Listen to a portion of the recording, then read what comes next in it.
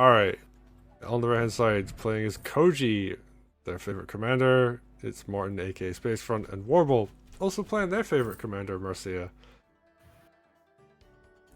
So, I mean, I guess Koji's probably pretty good on this map, given that, you know, all those bombs ignore all this terrain.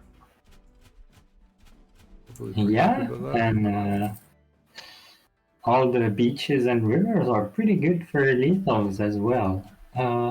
Stronghold can is somewhat vulnerable, but usually you can defend it. But Koji might have the burst to simply punch through it.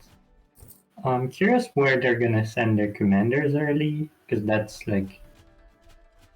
you have to have played a game to at least mid game to really make an informed decision on that. So we'll see. They both tend to prepare their openings quite a lot. But looks like they're both gonna send their commander along their strong sides. Interesting. Yeah, because like sometimes you'll see commanders go into the enemy fortified, and yeah, they're both going for the other direction. That's interesting. Alright, and we see that early mage for Spacefront to free up an action from a sword. I think they're trying to yoink a middle village with that maneuver, which I think they will actually. Although Warble is gonna go for the tower earlier. Never mind. But looks like Spacefront already has the barge out, which is something I really like. Barges are if you're not using barges on this map, you're probably doing something wrong. But interestingly enough, we see Warble is not going to use their commander on the sides. They just have a knight that's going to take care of that. And I guess Spacefront could kind of do the same thing, but the fortified villages are going to take a bit of time to go down.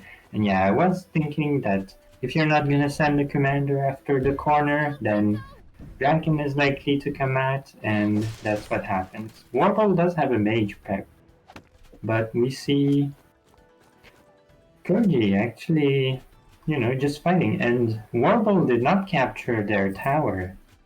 So Spacefront can just use that mage to finish up that sword and not be punished for it.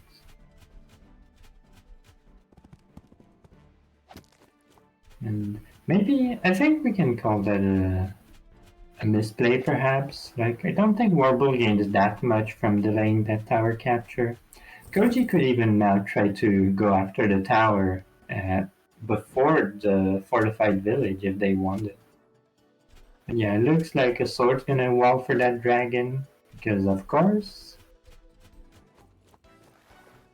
Yeah, there isn't quite anything in close enough to clear the sword, and right, Koji's just gonna go for yeah, only one sword could hit that sword. So this is playing out fairly equally, and oh, yeah, that mage being that far forward, you can't really build an Koji area. Actually has groove. Ooh, that's spooky. Oh, that's pretty early. But I mean, Koji hit a bunch of villages, so I guess it makes sense. And now Mercia's I guess Mercia is fine eating a dragon hit, and I mean, even if it wasn't Mercia, you wouldn't really want the dragon to go in on this. But I mean, I think Warble is being a bit more stubborn or persistent, I guess, depending on what the results are in their defense on of that corner.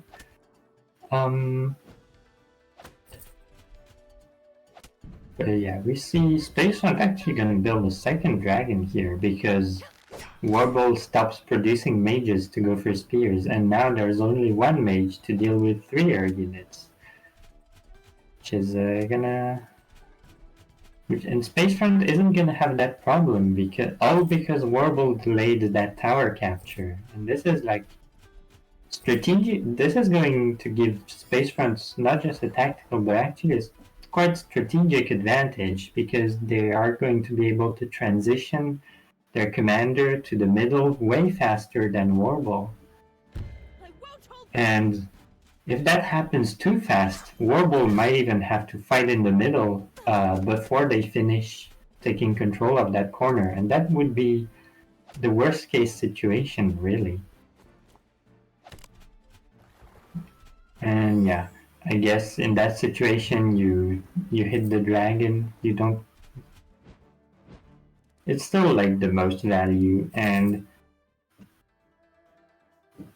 I mean, even if the harpy and the dragon like go for the mage, as long as it doesn't die, you could have healed it with Mercia. But the mage standing on the beach tile is gonna fall, and now there's like a third dragon. And also, what Spacefront is doing is overloading the anti-air.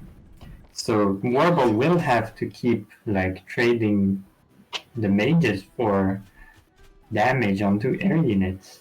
And eventually Warble is gonna run out of mages. I mean they already kind of are, but Koji could groove on top of that, and now you have no anti-air whatsoever anywhere. Yeah. Warble kind of recognizes Spacefront has full control of the game, and there we go. Yeah. Designs. I almost feel like the dragon up in the top left should have been an air trooper just to recapture the tower. And then you get like more expensive like anti-air options, like you get more mages instead of like some of these spears, but I think Spacefront was just playing a bit too well overall. Yeah, I mean this is a common to like the other game between these two we saw, and that Warble isn't like doesn't have enough anti-air where they need to yet, and I think it's kind of something you need to build up as you play. So Warble still a few things to improve on. And Warble even says, I'm reading the comment from the game from them, well now I know why Spacefront is basically undefeated in TYM. And it's like, yeah. Except they aren't.